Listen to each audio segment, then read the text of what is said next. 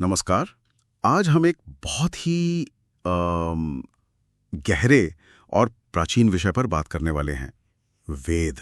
ये सिर्फ सनातन धर्म के आधार ही नहीं है, बल्कि ज्ञान का एक अथाह सागर है। बिल्कुल। और भारतीय संस्कृति की नींव भी इन्हीं में है। हमारे पास कुछ दस्तावेज हैं। वेद, ज्ञान और सनातन धर्म का आधार शीर्षक से। तो आज हम इन्हीं के जरिए वेदों की दुनिया में उतरेंगे। कोशिश करेंगे समझने की कि ये आए कहाँ से, इनकी बनावट कैसी है, महत्व क्या है, और वो जो एक बड़ा सवाल है कि ये ईश्वर ने रचे हैं या नहीं, अपौरुषेय हैं या नहीं। हाँ, ये अपौरुषेय वाला सवाल तो बहुत अहम है। तो चलिए शुरू करते हैं। वेद, इस शब्द का मतलब ही है जानना, ज्ञान। इन्हें हिंदू धर्म के सबसे पुराने ग्रंथ मानते हैं ना। जी हाँ, सबसे प्राचीन और सर्वोच्च। और इन्हें श्रुति भी कहते हैं। श्रुति मतलब सुना हुआ। हाँ बिल्कुल, सुना हुआ। मान्यता यही है कि ये मंत्र परमेश्वर ने सीधे प्राचीन ऋषियों को सुनाए थे, प्रकट किए थे। अच्छा। और फिर ये हजारों सालों तक बिना लिखे, सिर्फ सुनकर और याद रखकर वाचिक परंपरा से पीढ़ी दर पीढ़ी आगे बढ़ते रहे। सोचकर ये अजीब लगता है। बिल्कुल। इतनी सारी जानकारी सिर्फ याद रखना। हाँ, ये अपने आप में असाधारण बात है। और शुरुआत में तो शायद एक ही वेद था, ऐसा कहते हैं। हाँ बिल्कुल, स्रोत यही बताते हैं कि पहले एक ही विशाल ज्ञान राशि थी। बाद में कहते हैं द्वापर युग में महर्षि कृष्ण द्वैपायन ने इसे अध्ययन की सुविधा के लिए 4 हिस्सों में बांटा। अच्छा, वही जिन्हें हम वेद व्यास कहते हैं। जी हाँ बिल्कुल। व्यास का मतलब ही है विभाजन करने वाला या व्यवस्थित करने वाला। तो उन्होंने इसे ऋग्वेद, यजुर्वेद, सामवेद और अथर्ववेद में बांटा। और फिर ये ज्ञान उन्होंने अपने शिष्यों को दिया। हाँ, उन्होंने अपने 4 मुख्य शिष्य चुने, पैल, वैशंपायन, जैमिनी और सुमंतु। और उन्हें क्रमशः ऋग्वेद, यजुर्वेद, सामवेद और अथर्ववेद की शिक्षा दी। तो ये 4 वेद हो गए, पर इनके संरचना वो भी काफी विस्तृत है। शायद सुना है लाखों मंत्र हैं। संहिता कहते हैं। संहिता, ठीक है। फिर इन संहिताओं के मंत्रों की व्याख्या, उनके पीछे के कर्मकांड, यज्ञ आदि का विवरण देने वाले ग्रंथ हैं ब्राह्मण ग्रंथ। अच्छा, ब्राह्मण ग्रंथ। उसके बाद आते हैं आरण्यक। ये थोड़े दार्शनिक हैं। इनमें उन ऋषियों के चिंतन मनन की बातें हैं जो जंगलों में एकांत में रहते थे, गूढ़ ज्ञान। और आखिर में उपनिषद। हाँ, उपनिषद, जिन्हें वेदांत भी कहते हैं, यानी वेदों का अंत या सार। ये सबसे ज्यादा दार्शनिक भाग है। आत्मा, ब्रह्म, सृष्टि के रहस्य, इन सब पर सीधी बात करते हैं।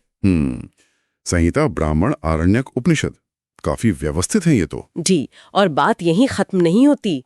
हर वेद का एक उपवेद भी है। उपवेद जैसे ऋग्वेद का आयुर्वेद, चिकित्सा का ज्ञान, यजुर्वेद का धनुर्वेद मतलब युद्ध कला, सामवेद का गंधर्ववेद, संगीत और कला, और अथर्ववेद का कहीं अर्थशास्त्र, राजकाज, अर्थनीति, और कहीं स्थापत्य वेद, निर्माण कला कहा गया है। वाह, वेदों का ज्ञान सिर्फ अध्यात्म तक ही नहीं, व्यवहारिक जीवन से भी जुड़ा है। बिल्कुल। और इन्हें ठीक से समझने के लिए 6 वेदांग भी हैं: शिक्षा, कल्प, व्याकरण, निरुक्त, छंद, ज्योतिष। ये भाषा, उच्चारण, कर्मकांड, शब्द व्युत्पत्ति, काव्य और काल गणना में मदद करते हैं। और वो षड्दर्शन, वो भी इसी से जुड़े हैं। हाँ, वो 6 उपांग या षड्दर्शन है: न्याय, वैशेषिक, सांख्य, योग, मीमांसा, वेदांत। ये वेदों के दार्शनिक पहलुओं पर अलग अलग दृष्टिकोण से विचार करते हैं। एक पूरी ज्ञान प्रणाली है ये। इतनी गहरी और फैली हुई संरचना देखकर ये सवाल और भी बड़ा हो जाता है कि ये सब रचा किसने? वो अपौरुषेय वाली बात। हाँ, सही पकड़ा आपने। ये वैदिक परंपरा की सबसे बड़ी बहसों में से एक है। अपौरुषेय यानी जो पुरुष या मनुष्य द्वारा न रचा गया हो। तो कौन मानता है कि ये अपौरुषेय हैं? ज्यादातर आस्तिक दर्शन जैसे कि मीमांसा और न्याय, वो वेदों को ईश्वर की रचना या अनादि मानते हैं। ये हमेशा से है। कई प्राचीन ग्रंथ भी यही कहते हैं।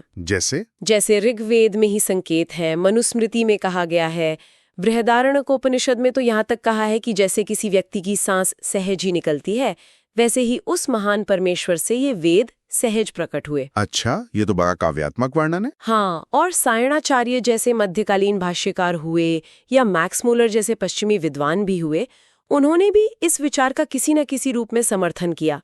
तर्क ये दिया जाता है कि मनुष्य तो गलतियां करता है, उसमें दोष होते हैं, तो वो इतना त्रुटिहीन, इतना गहरा ज्ञान कैसे रच सकता है? इसलिए ये ईश्वर प्रणीत ही होने चाहिए। तर्क तो है इसमें, लेकिन क्या सभी ने ये बात मानी? कोई विरोधी मत नहीं था? बिल्कुल था। यही तो भारत की खूबी है। यहाँ नास्तिक दर्शनों की भी उतनी ही पुरानी और मजबूत परंपरा रही है, जैसे चारवाक दर्शन। चारवाक? हाँ, सुना है। वो तो शायद किसी चीज में विश्वास नहीं करते थे। हाँ, मतलब वो प्रत्यक्ष को ही एकमात्र प्रमाण मानते थे। जो दिख रहा है वही सच। ईश्वर, आत्मा, स्वर्ग, नरक, मोक्ष, इन सब बातों को वो नहीं मानते थे। उनका तो सीधा कहना था, जीवन का लक्ष्य सुख भोगना है। वो श्लोक है ना उनका, जब तक जियो सुख से जियो। हाँ, यावत जीवम सुखम जीवेद, ऋणम कृत्वा घृतम पिबेद। जब तक जियो सुख से जियो, भले ही कर्ज लेकर घी पीना पड़े। तो जाहिर है वो वेदों को ईश्वर की वाणी या कोई परम प्रमाण क्यों मानेंगे? सही बात है। और बौद्ध और जैन दर्शन? बौद्ध और जैन दर्शन भी वेदों को परम प्रमाण या अपौरुषेय नहीं मानते। वो अपने आगम ग्रंथों और बुद्ध या महावीर की शिक्षाओं को ज्यादा महत्व देते हैं।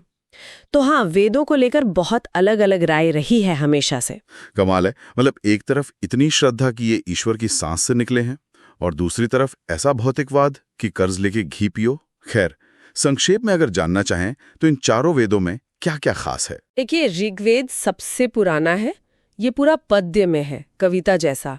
इसमें देवताओं की स्तुतियां हैं, प्रकृति का वर्णन है और सृष्टि के रहस्यों पर दार्शनिक विचार भी मिलते हैं। ठीक है, ऋग्वेद स्तुति और ज्ञान। फिर सामवेद, ये गीतात्मक है। इसके ज्यादातर मंत्र ऋग्वेद से ही लिए गए हैं, लेकिन उन्हें गाने के लिए ढाला गया है। इसे भारतीय संगीत का मूल स्रोत माना जाता है। यज्ञों में इन मंत्रों को गाया जाता था। सामवेद संगीत। हाँ, फिर यजुर्वेद, ये ज्यादातर गद्य में है। इसमें यज्ञ करने की विधियां, प्रक्रियाएं बताई गई हैं। कर्मकांड पर ज्यादा जोर है। यजुर्वेद, यज्ञ और कर्मकांड। और आखिर में अथर्ववेद, ये थोड़ा अलग है। इसमें रोजमर्रा की जिंदगी से जुड़ी बातें ज्यादा हैं, जैसे रोग निवारण के मंत्र, औषधि ज्ञान, कुछ हद तक जादू टोना, समाज के नियम और कहीं-कहीं तो वैज्ञानिक लगने वाली बातें भी मिलती हैं। अथर्ववेद व्यवहारिक जीवन, चिकित्सा, समाज। हाँ, एक तरह से ये उस समय के लोक जीवन का आईना भी है। तो कुल मिलाकर देखें तो वेद सिर्फ धर्म कर्म के ग्रंथ नहीं हैं। इनमें ज्ञान, दर्शन, विज्ञान, कला, संस्कृति सब कुछ समाया हुआ लगता है। बिल्कुल, ये एक बहुत ही जटिल बहुस्तरीय ज्ञान प्रणाली है और इनकी उत्पत्ति, इनका असली मतलब, इनकी प्रामाणिकता, इन पर सदियों से जो बहस और चिंतन चलता आया है, वो खुद ही ये दिखाता है कि कितने प्रभावशाली और महत्वपूर्ण रहे हैं। और जाते जाते एक विचार छोड़ जाते हैं सबके लिए। एक प्राचीन भारतीय दर्शन है मीमांसा, जो मानता था कि शब्द अपने आप में नित्य है, शाश्वत है, ध्वनि कभी नष्ट नहीं होती। और शायद इसी आधार पर वो वेदों को अपौरुषेय कहते थे। हाँ, ये शब्द नित्यता का सिद्धांत। तो अगर हम इस विचार को थोड़ी देर के लिए मान ले कि शब्द नित्य है, तो आज के जमाने में भाषा, ज्ञान और जिसे हम वास्तविकता या सच कहते हैं, उसको समझने के हमारे तरीकों पर इसका क्या असर पड़ सकता है? सोचने वाली बात है। बिल्कुल सोचने वाली बात है।